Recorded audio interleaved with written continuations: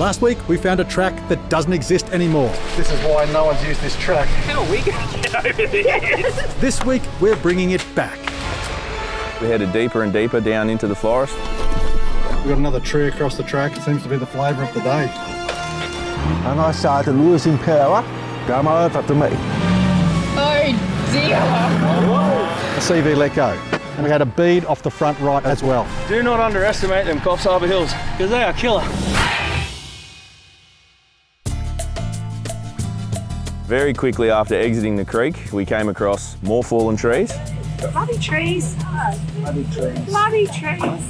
Once again, ticket to the gun show. We've got a little problem here. There's a small tree in front of us blocking our route.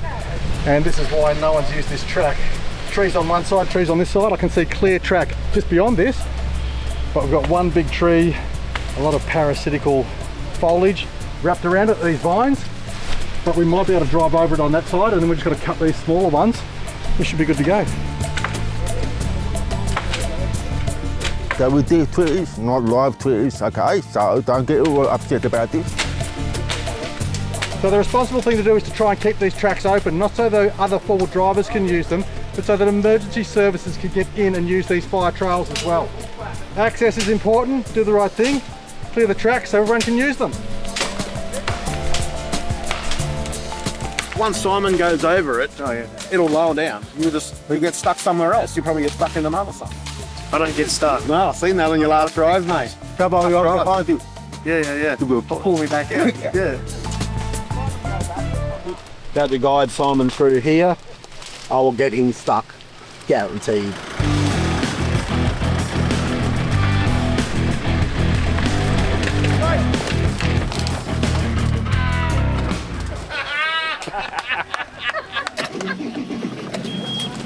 Just squashing it down a little more. Front locker, second gear.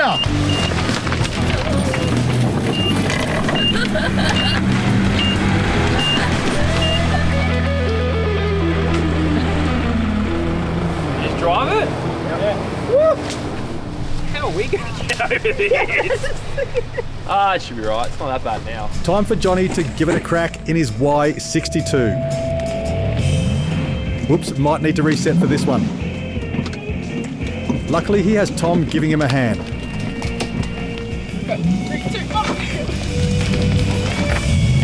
No problem at all on the second time of trying.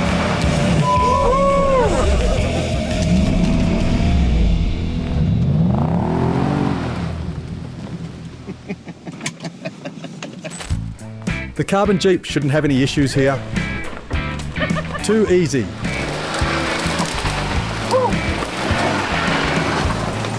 Off we go. Each car is making it easier for the next car to get through. Not a problem. Absolutely not a problem at all. You? You're ordering knackers. Am I supposed to have the hubs in? You want fries with that? All right, let's see how the Shark goes.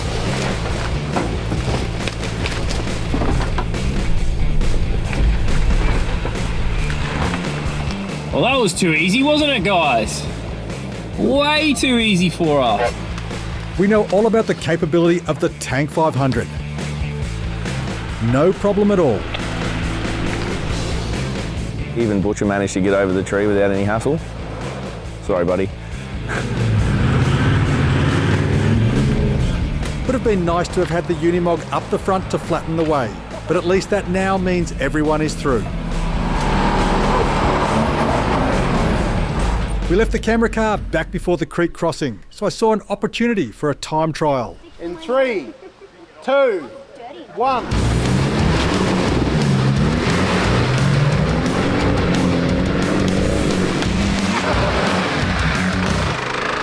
I forgot to push go. Sorry, mate. All right, time to move on.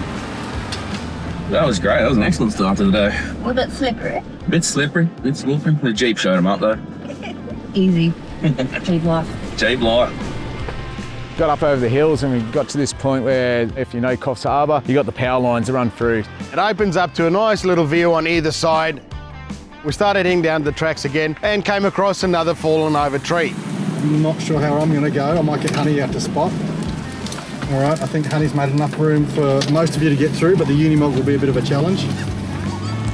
It's not super easy for the Mog. Being the big truck it is, we've had to go up and do a little wall climb to be able to get under. Me and Tom got it, did nothing but be a passenger, but... We've got another tree across the track. Seems to be the flavour of the day. Trusty Simon's axe came out again for another go. And finally, we got a clear path and lunch is on its way.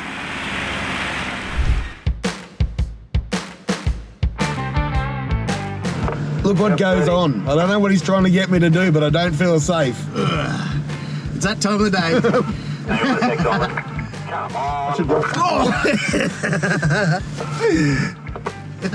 It was worth a shot. So the lunch spot was on a ridge plateau that was sort of cleared with power lines. The view in every direction was amazing at Coffs Harbour. Fester and Butcher prepared us a bit more lunch there. We had some wraps at the back of the truck. Meat. Fester's busy on the back of Butcher 79, just whipping up some really awesome looking wrap for the team. View as far as you can see that way, view as far as you can see that way. And right behind us, there was this little track that went down through a little creek and up the other side. And pretty much everyone, as soon as they got out of the car, they had eyes on that track. That was going to be the fun one. And next minute, everyone's like, yep, let's go. You could see the hype that the team had just picked up. Belly full of food. It was just some magic. Everyone's pumped. Byron decided he was going to have first crack, so he jumped in his BYD Shark, headed down. The downhill control was pretty good. I was very impressed. All right, so we're moving. See what happens. Silent as the night, but you can hear the actuators just squeaking and moaning as he's going down. He's willing to go anywhere in the BYD first and show everyone the way and what can be done with that car. It's quite amazing what he gets into. All right, let's do this. That was a bit tricky. I was scared about my 360. Then he just rocket shipped up the other side and he was done.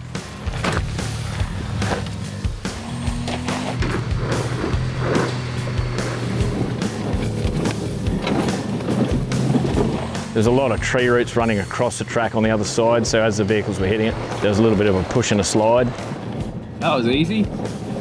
It might have been easy going up this way, but let's see how he handles the track in reverse. I mean, the hill descent works really well, so quite pleased with that. So far, so good. Now we get up the harder track. This is way worse. This is what I'm worried about, is going back up here.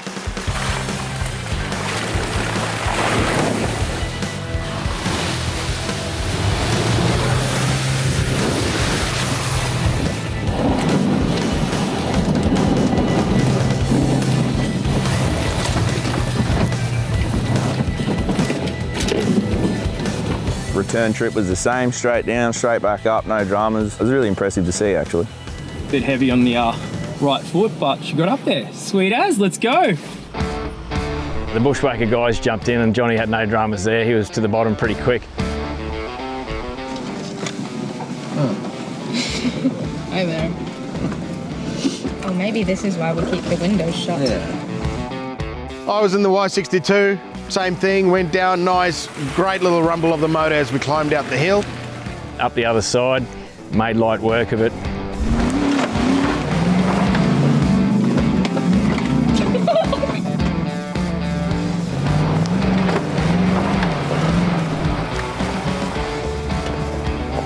Do we have to drive up that? Yeah. Where do you want to get him? Oh, well. He had a trip down, which was quite good. Spectacular trip up the other side of the hill. Oh dear. Oh dear.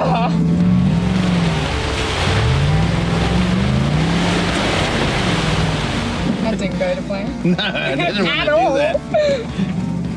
Where we're standing on the top of the ridge, we could spectate as the vehicle went down the hill and obviously watch it climb back up the other side. Too easy.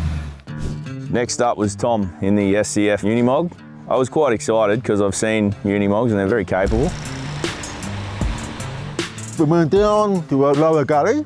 It was one thing to another once we got to the back hole. I got through it and I started losing power. Not good. He got down all right, he got through the creek, Started climbing up the other side. We thought, hello, here we go, he's up. And then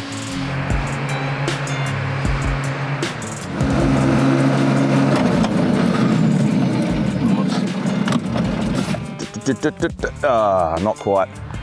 So I changed the gearing over to a little bit more manageable. And then stroke 2, I started smelling the cash. And I do it. Bad news. I needed to can it. No. I'm done. Sure enough, as I started coming down, my back wheel didn't allow me to try to maneuver out. So I got stuck. I'm not supposed to get stuck. I'm losing power when I go up the hill. Oh, okay, he's losing power. Oh, he's running out of fuel. Damn it. So I got stuck.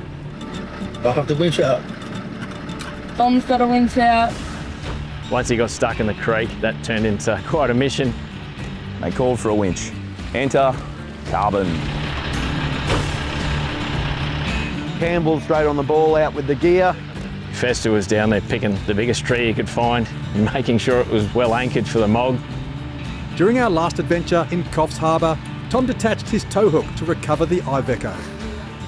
Unfortunately, Tom doesn't have a tow hook attached anymore, so we need a knot that can take up the load but can also undo easily. Winching! We rigged up the carbon winch to a nice big tree, bit of an extension, a little bit of power, a little bit of go on the winch. Out he popped, got him turned around, got him back up the hill and out of the way. I had a bit of an assist on what went wrong. Found a leaky total seal, the back left wheel. I've lost all my oil in it, so game over for the rest of the trip for me. After we got Tom and the Unimog back up out of the creek and out of the way, I thought, all right, let's go have a go at this. Popped through the creek fairly easily. I learnt from Tom's mistake and I stayed left to stay out of the deep stuff. Got to the uphill, put her in 3rd gear low range, gave it a bit of berries and up we went, left, right.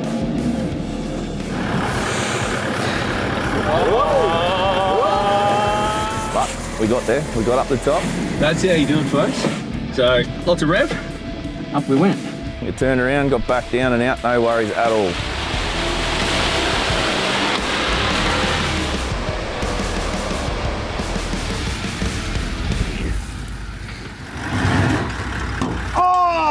What the hell? Compo.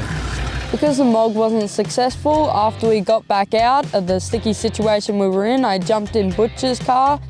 This is my first time full driving. No, it's not. Hey? No, it's not. I've never full drive before. Are you scared? So scared. Me too.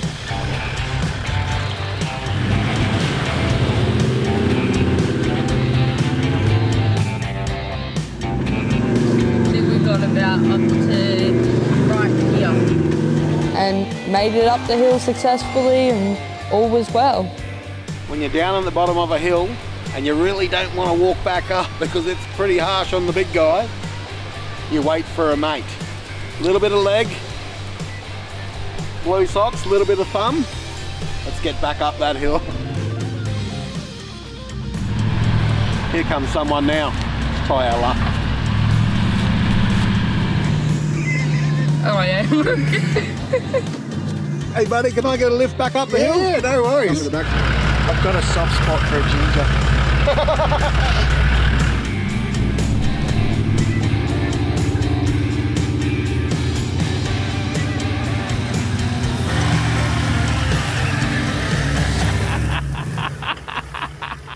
At that point, we sort of decided we'd take the Navara down and see how far we could get. And here comes the puddle. We got down pretty well to the creek, out the other side and made it up the top, wasn't too bad. We had no real slippage at all, the tyres were great.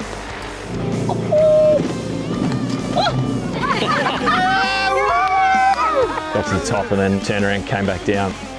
With a little bit of advice from my new mate Fester, he was giving me ideas to hang tight to the right hand side and we blazed back up the top, there's no real issues at all. Quite excited that we got in and out without any dramas.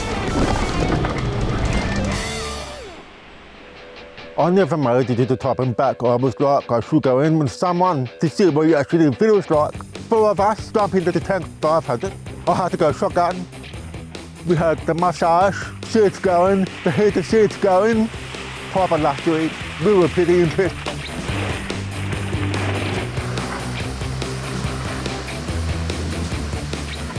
Up the hill, do you turn, come back down, and back out. Very unsuccessful. When we were stuck in the mud, Byron's had a couple of goes to get out. That's just digging deeper. Anyone that knows Byron from Savage, he's not going to stop. Puts the berries into it and out we go. It was definitely a fun ride. Through the back hole, up the hill, and back out. You guys thought I was stuck. That's where the mud was. What do you mean? Once we'd all finished our lunchtime fun, we packed up, got back in the vehicles. We headed deeper and deeper down into the forest, hoping to find a nice scenic creek to end the day. Sun was starting to set. It was going to be absolutely beautiful. We're just going to kick on down here, see what we see, see what we find.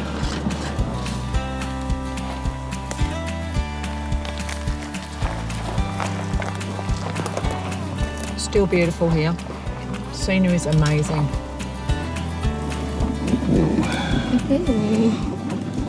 This is nice. This is nice. Oh, there's a bit of a wheel lift there. Did you guys catch that?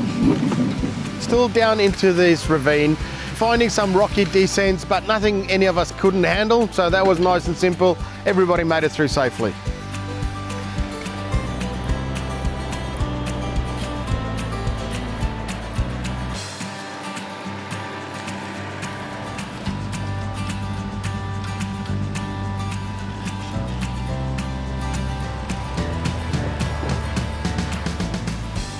Simon called up the UHF and said, hey, there's a waterfall down this hill. So off we went. It was quite a good little track. There was a lot of erosion and a lot of ruts that we all sort of pushed through quite easy. It wasn't too bad. A few wheel lifts here and there, but we managed to get through all of that unscathed, ready for the descent down to the waterfall. It's getting a little dark.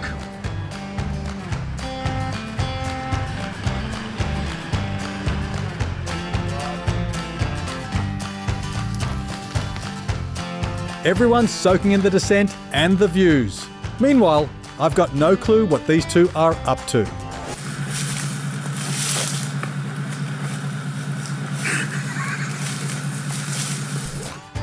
We went deeper and deeper into the forest. I think we call it the jungle. Looking for a quick crossing. I think we burned one. We get to our 4 p.m. track. Now we all know what happens at 4 p.m. Camera guys go down first, steep hill, make it down safely, through the little creek, and they need to get up this hill, but it is very rocky and very slippery.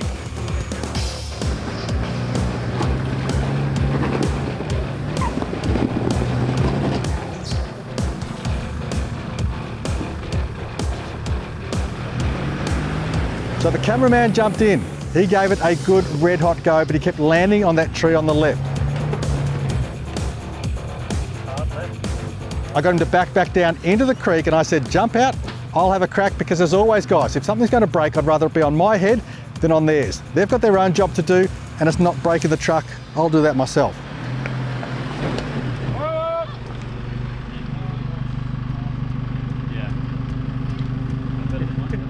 I jumped in. I inched the truck forward carefully in the creek. I got wedged on a couple of boulders in the water itself and a CV let go. Now I reckon the cameraman weakened it a bit before I got there, but I'll wear it. We busted another CV. Eyes off the bead. So from there it was onto the winch, and we very quickly found out that we had a bead off the front right as well. We've run out of daylight. We've got a busted CV, a tyre off the bead, and we've still got the rest of the convoy to get up this rocky hill. I've got no idea how we're getting out of this one. Clear wind! Simon, stop! He's just very gently. It's pretty crazy.